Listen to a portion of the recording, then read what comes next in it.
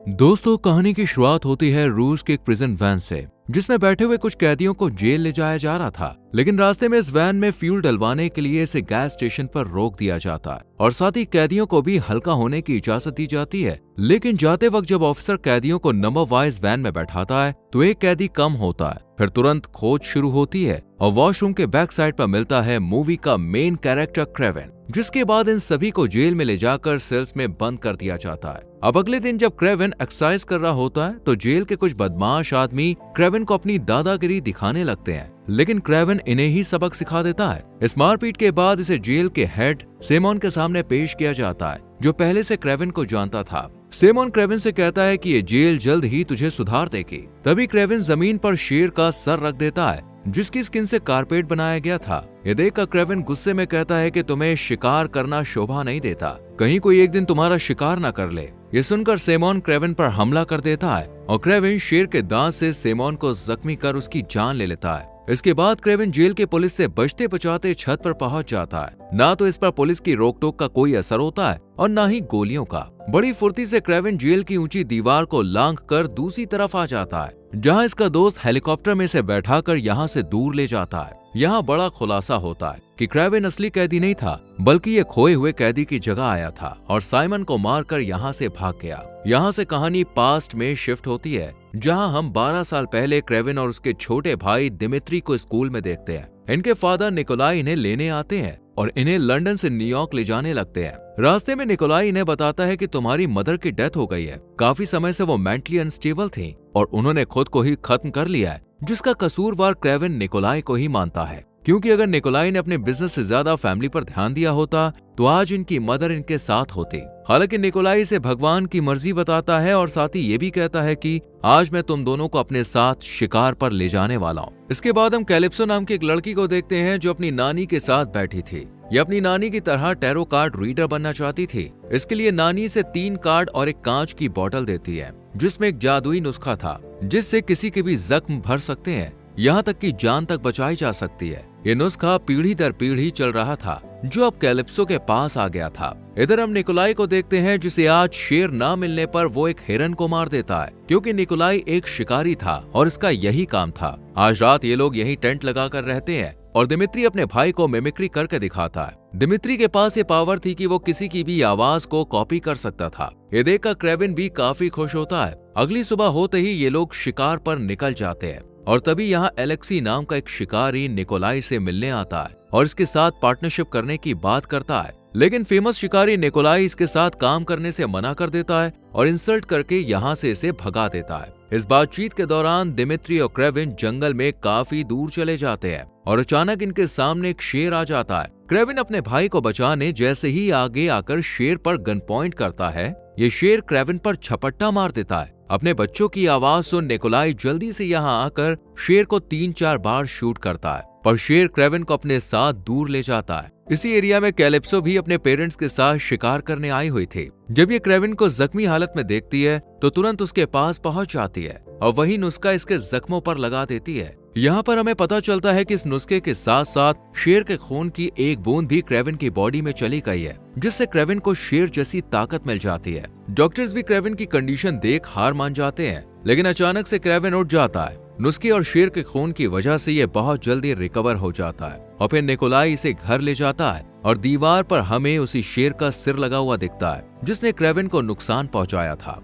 Nikolai Craven को भी पढ़ाई छोड़ शिकारी बनने के लिए कहते हैं, लेकिन क्रेवेन बेजुबान जानवरों को मारकर बिजनेस नहीं करना चाहता था, इसलिए वो घर छोड़ने का फैसला करता है। और जब रात में चुपके से भाग रहा होता है तो दिमित्री इसके सामने आ जाता है। दिमित्री कहता है कि माँ भी छोड़कर चली गई, फादर मेरी कोई इज्जत नहीं करते और अब तुम भी मुझे छोड़कर जा रहे हो। दिमित्री की बातें सुन क्रेवेन कहता है कि मैं जानवरों का शिकार नहीं कर सकता, अगर मैं यहाँ रहा तो फादर मुझे शिकारी बना देंगे। ये कहकर क्रेवेन यहाँ से रूस जाने के लिए निकल पड़ता है, लेकिन रास्ते में इसे कुछ बाइसन्स अपनी तरफ दौड़ते हुए दिखाई देते हैं, जिन्हें देखकर क्रेवेन काफी डर जाता है। लेकिन एक बाइसन क्रेवेन को बचाने के लिए इसके सामने प्रोटेक्शन वॉल बनकर खड़ा हो जाता है, क्योंकि इसे क्रेवेन की आंखों में एक राजा दिखाई दे रहा था। इसी तरह क्रेवेन बाइसन से बचकर यहाँ से सीधा उस घर में जाता है, जहाँ ये अपनी मॉम और भाई के साथ बचपन में अच्छा टाइम स्पेंड करने आता था। रात को जब क्रेविन को भूख लगती है तो ये शिकार करने के लिए निकल जाता है और यहाँ पर हमें क्रेविन की असली ताकत देखने को मिलती है।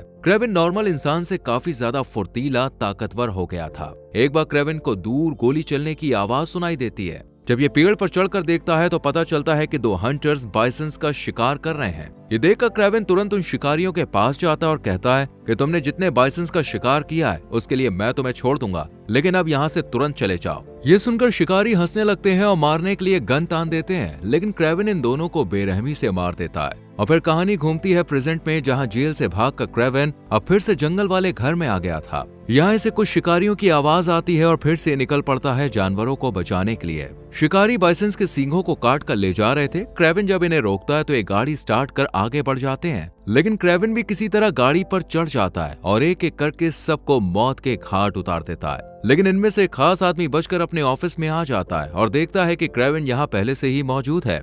क्रेविन जब हंटर्स ग्रुप की बुक चेक करता है तो इसे इस बंदे का नाम नहीं दिखता। इस पर क्रेविन इसे चिढ़ाते हुए कहता है कि तेरी तो कोई इज्जत ही नहीं है, लेकिन तभी क्रेविन को बुक में इसका नाम दिख जाता है और ये इसे भी मार देता है।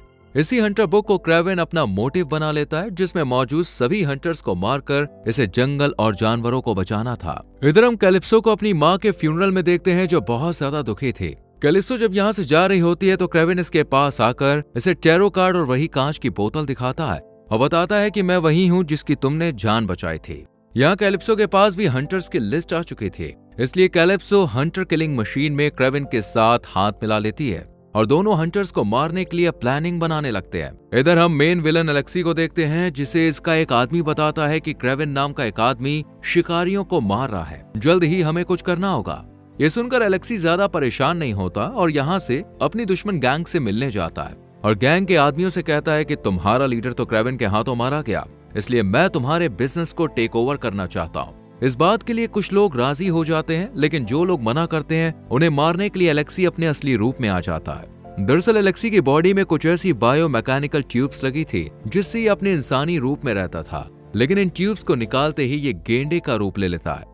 राइनो का रूप देखकर ही बाकी के लोग इसे अपना बॉस मान लेते हैं। आज दिमित्री का बर्थडे था, जिसके लिए एक पार्टी भी रखी गई थी, लेकिन तभी यहाँ कुछ गुंडे अटैक कर देते हैं और दिमित्री खुद को बचाने के लिए टेबल के नीचे छुप जाता है, जबकि निकोलाई इनका डट के सामना करता है और दिमित्री की कायरता के लिए से खूब डांट भी लगाता है। वहीं दूसरी तरफ हम रूस की जेल को देखते हैं, जहां एक खतरनाक हंटर घुस आया था। यह हिप्नोटाइज कर एक अफसर को मार देता है और फिर क्रेविन को मारने के लिए निकल पड़ता है। इधर क्रेविन दिमित्री को बर्थडे विश करने के लिए घर पर आता है और दोनों भाई जब डिनर कर रहे होते हैं तो निकोलाई आकर क्रेविन से बिजनेस को संभालने के लिए कहता है, लेकिन क्रेविन मना कर देता है और तीनों पार्टी एंजॉय करते हैं। अगली सुबह जब क्रेविन दिमित्री के रूम में जाता है तो दिमित्री वहां नहीं होता, क्योंकि कुछ गुंडे उसे उठाकर ले गए थे। क्रेविन इनका काफी दूर तक पीछा करता है, लेकिन ये लोग हेलीकॉप्टर में बैठकर यहाँ से निकल जाते हैं।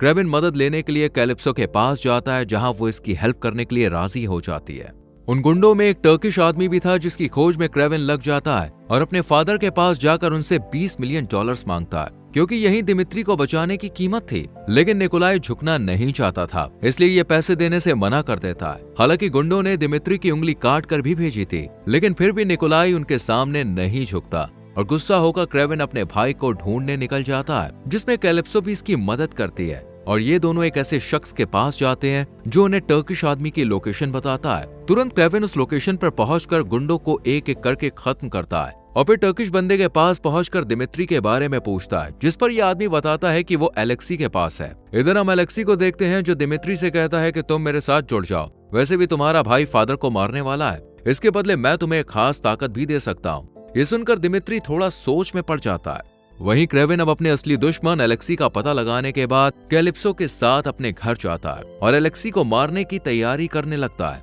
यहाँ पर हम देखते हैं कि क्रेविन ने काफी खास हथियार बना रखे थे। इधर एलेक्सी के आदमी क्रेविन को मारने आ जाते हैं, क्योंकि दिमित्री ने एलेक्सी को लोकेशन बता दी थी। जानवर भी क्रेविन को बचाने में उसकी मदद करते हैं, लेकिन हिप्नोटाइज की पावर रखने वाला क्रिस्टोफर क्रेविन को अपने जाल में फंसा लेता है और बस क्रेविन की जान लेने ही वाला होता है कि कैलिप्सो इस पर हमला कर इसे मार देती है और क्रेविन बच जाता है। अब तक एलेक्सी यही सोचकर खुश हो रहा होता है कि उसके आदमियों ने क्रेविन को मार दिया होगा, लेकिन रास्ते में बाइसन्स का ग्रुप इनकी तरफ बढ़ने लगता है और इनसे निपटने के लिए एलेक्सी गेंडे का रूप ले लेता है।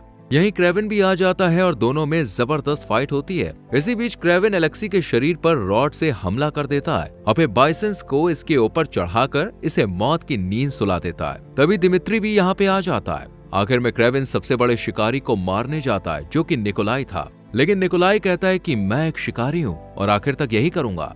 क्रेविन अपने फादर को अपने हाथों से नहीं मारना चाहता था, इसलिए ये एक भालू की मदद से निकोलाई को मरवा देता है। इसके बाद सब ठीक हो जाता है और फिर दिमित्री का नेक्स्ट बर्थडे आता है जिस पर क्रेविन इससे मिलने जाता है, जहां दिमित्री कहता है कि अब मैं फादर के बिजनेस को आगे ले जाऊंगा। ये सुनकर क्रेविन काफी शॉक्ड होता है और दिमित्री क्रेविन के रूप में आकर उसे इस सबसे दूर रहने के लिए धमकाता है। दिमित्री के पास आवाज बदलने की तो पावर थी ही, एलेक्सी ने उसे रूप बदलने की भी ताकत दे दी थी और अब दिमित्री शिकार के खेल को शुरू करने का फैसला करता है। और लास्ट में क्रेविन को अपने फादर की दी हुई जैकेट और लेटर मिलता है जिसमें लिखा हुआ था कि तुम जानते हो तुम्हें किसका शिकार करना है। अगला दुश्मन था दिमित्री और इसी के साथ मूवी खत्म हो जाती है। तो कैसी लगी दोस्तों आपको ये मूवी? कमेंट में जरूर बताएं। वीडियो को लाइक और शेयर करके चैनल को सब्सक्राइब करें, बेल आइकॉन प्रेस करें जिससे आने वाली वीडियोस मिस ना हो। मिलते हैं अगली वीडियो में। Bye bye.